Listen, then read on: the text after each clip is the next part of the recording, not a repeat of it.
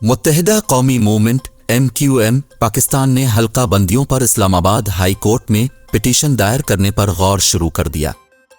ज़राए के मुताबिक MQM पाकिस्तान ने चीफ इलेक्शन कमिश्नर से मुलाकात में कराची के इलाकों मलीर, कीमाड़ी, बल्दिया और कोरंगी के हलकों पर एतराज़ात सामने रखे। MQM ने हैदराबाद, सक्खर, मीरपुर खास और नवाबशाह में देही आबादी के साथ शहरी हिस्से को मिलाने के एतराज़ात भी उठाए। MQM ने सूबाई इलेक्शन कमिश्नर पर अपने शदीद तहफ़्फ़ुज़ात का इजहार करते हुए उन्हें ओहदे से हटाने का मुतालबा भी चीफ इलेक्शन कमिश्नर से कर दिया।